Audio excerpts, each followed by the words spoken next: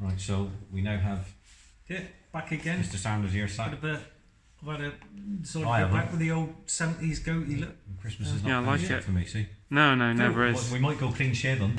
It's not very often you're going to be able to stand right into a well, yeah, I was going to say, is this the first time you've ever stood in an engine bay, Rich? I think it is, actually. Yeah. Well, a lot of work been going on, isn't it? Yeah, loads, right. So we're going to, like Rich says, well, lots of work going on.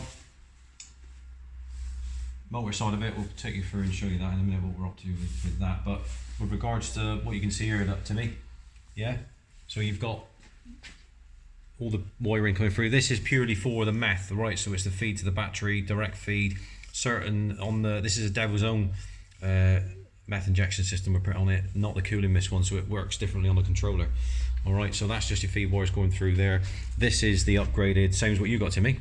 So this is the braided line Meth feed. Normally it would be plastic piping, so we have to find a suitable place for that to come through. Now it's quite difficult on the Mark III Focus RS because there's not a lot of spare grommets or holes you can put it through. You can't come through where the bonnet release cable is. It's just not enough room. So what we do is we use the rubber grommet nut, okay, and then it will just clamp itself back round the braided line and the other. This is what we used before to bring through the already power supply for the electronic parking brake. All right, so we just use that, keeps it all nice and neat.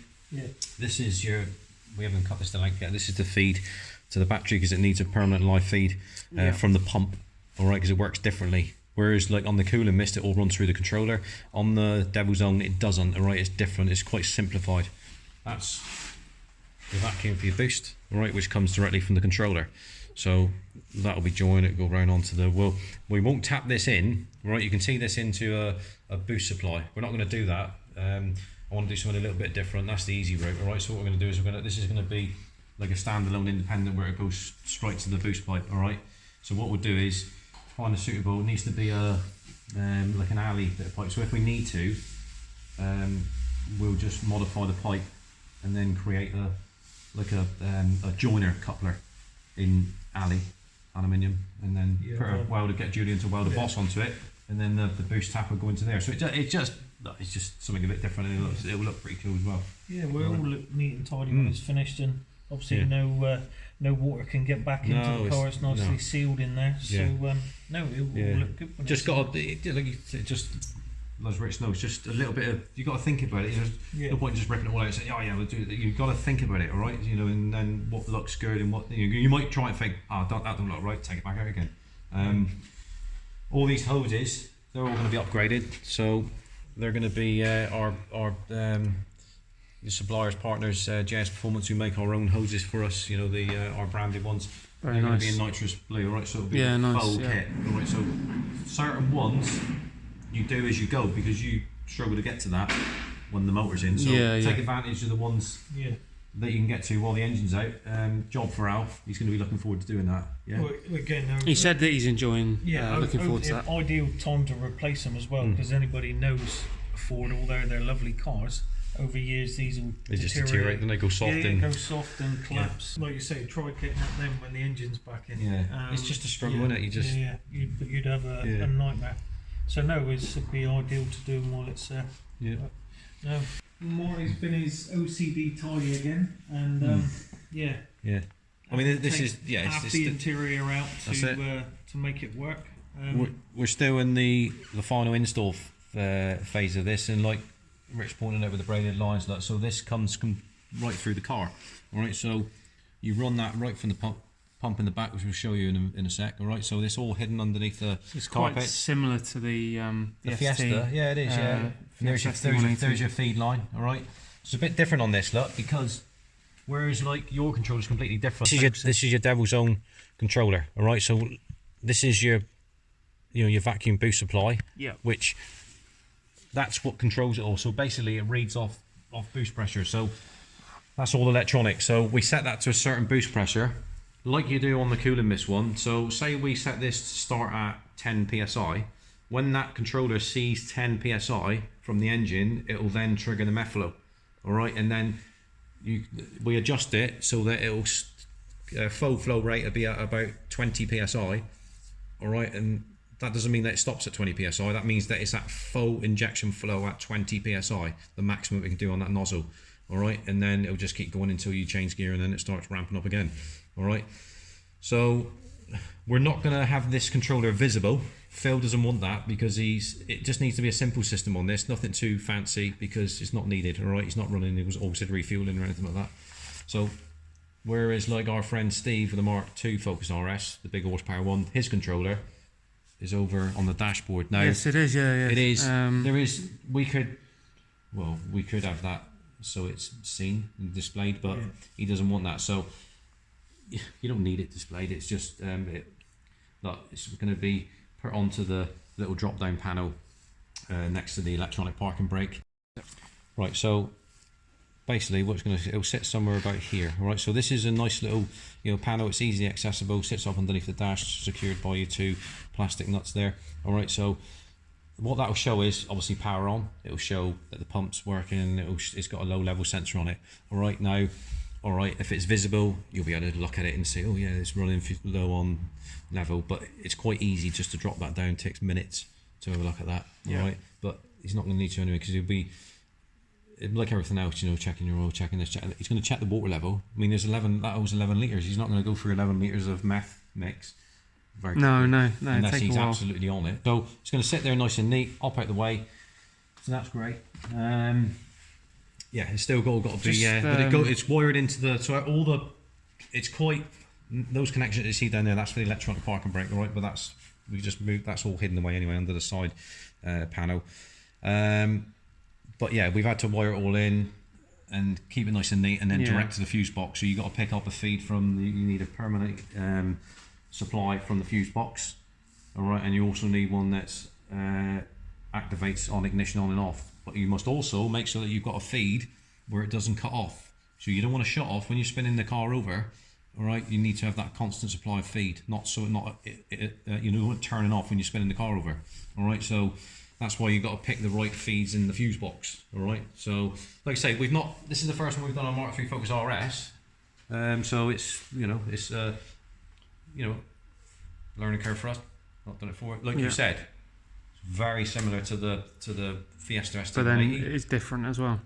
But it's different as well, yeah. So it's just, I mean, like what you're explaining just gives people an insight. There's a lot of thought that is involved in an install like this, isn't it? It's not just a bolt-on job. It's very, very time consuming. Yeah. I mean, Rich knows that. He's seen how long it takes to do it. We didn't install it on our little beast because that was done by Bruce and his brother up at Devil's Own, because it was the first one.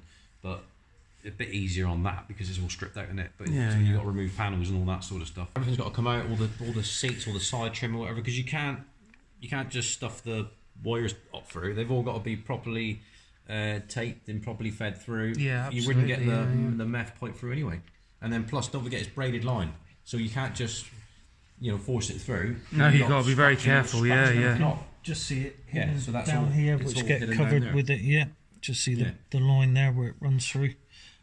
And then on into the boot. But on into the most important bit, into the control centre, Rich. It is the control centre. I'll have a look at these race tanks as well. It's it looks tidy. This bit more challenging, this one though. Yeah, it looks lovely. Really tidy job.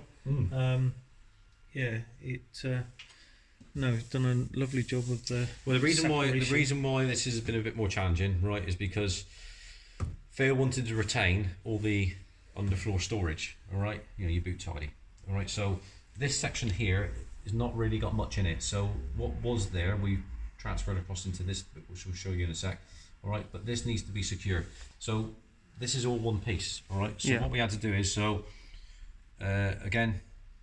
working together. So our good friend Brett Sampson, superbike rider, he works for Lang & Potter, so he very kindly come up and nice and neatly cut that.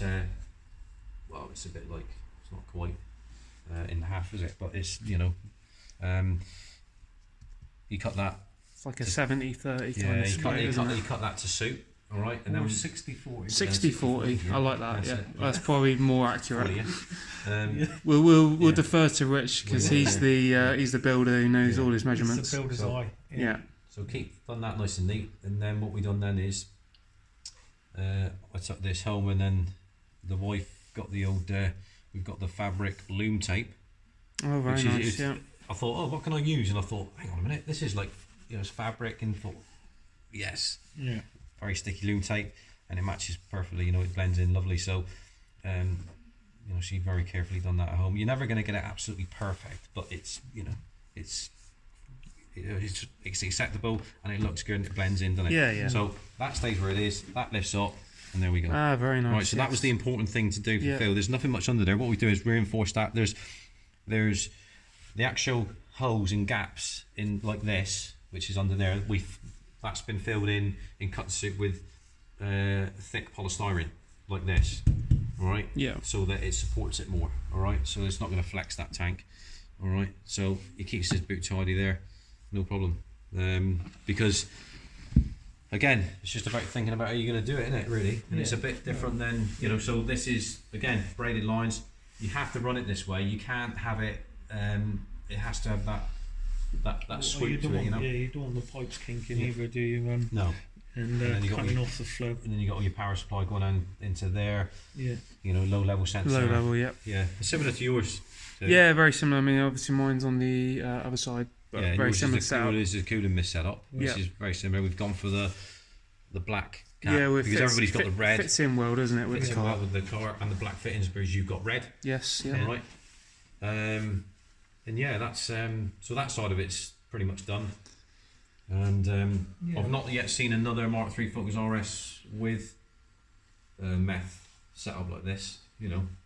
Not that I've seen anyway. I suppose there is some out there, but it's. Well, it'd be interesting once it's done, all running, and see. Well, that's with that exhaust and stage 2 and whatever. You're going to see some. You're going to see some serious flames at the back of this. Yeah. The mix will be the same as what we were on the Little Beast, and the same as what you run. So it'll be a 70-30 mix, 70% Meth, 30% Walter. Yeah. That's all you need on that. It'll be the same size nozzle, size 3 nozzle. I think we're going to be running for the injector. Yeah. So the danger is once you, with all the upgraded braided lines, and everybody wants it. You've got it. So you've started something now. Yeah. Monty's after it. Yeah, and Malcolm. I mean, we haven't even got it. No. So it's that'll come later, Yeah, well, talking about the Flintstones bit, we'll go and see where the engine's gone and what you've been doing. Yeah, we will. Yeah.